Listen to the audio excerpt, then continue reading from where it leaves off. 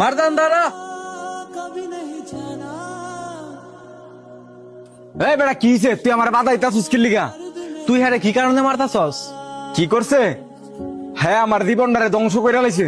হ্যাঁ তোরে ধ্বংস করছে? না, তোর বউ তোরে ধ্বংস করছে।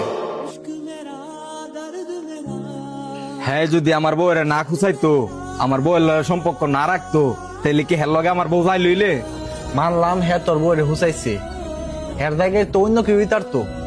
হ্যাঁ একার দোষ দিলে তো হইতো না, তোর বউয়েরও তো দোষ আছে। তোর বউয়ের যদি সম্মতি না দিত, হ্যাঁ যদি হাজারও হুসাইতো, তোর বউয়ের দাঁড়ের কথা দিতে লইলে না। দেখ বন্ধু, একটা মেয়ে যদি চাই সহজে 10টা পুরুষকে কাঁদাইতে পারে, কিন্তু একটা পুরুষ চাইলেও আর একটা মেয়ে যদি না চাই, হাজার চেষ্টা করলেও ওই মেয়েটার দাঁড়ের কাছে যাইতে পারতো না।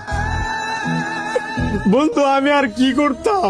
আরে বালা রাউনের লাইগা ওই প্রবাসের মাটিতে আমি দিন রাত কত পরিশ্রম না করছি বন্ধু। আমি দিন রাত পরিশ্রম কইরা মাস শেষে যত টাকা বেতন পাইছি আমি সব হের অ্যাকাউন্টে পাঠাইছি। আমি বিদেশ থেকে যত জায়গা জমি কিনছি আমি সব হের নামে কিনছি।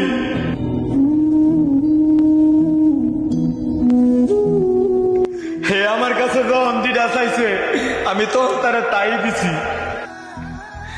এত কিছু করার পরেও আমার বিশ্বাসটারে ভাইঙ্গা আমার সবকিছু লইয়া হের লগে ভাইঙ্গাই পড়ছে। এখন আর কান্দাকাটি করে লাভ কি? দুষ্ট তোরই। আর বিশ্বাসের কথা কস, তোর বাপ মা তো তোরে বিশ্বাস করছিল, শুরুতে কষ্ট কইরা তোরে বড় করছে, রেন টেন কইরা তোরে বিদেশ পাঠাইছে। আর তুই কিনা তোর বাপ মার নামে না কইরা সব তোর বউর নামে করছ।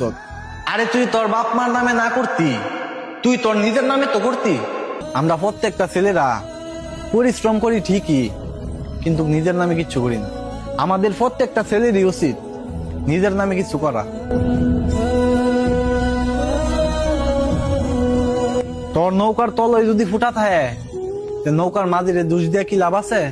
তেমন ওই তোর ঘর যদি ঠিক না থাকে, আরেকবার দোষ দিয়ে লাভ আছে?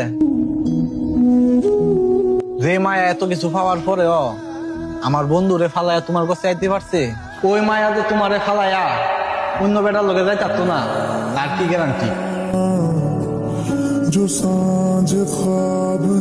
আমারই বুঝতে ভুল হয়েছে। আমি আরেকবারের দুধ দিয়া লাভ কি? যে থাহার এরা দুটা নুন বাদ দিলে খায়া থাকবো, আর যে না থার এরা হাজার বিলাসিতা দিলেও না গোগা।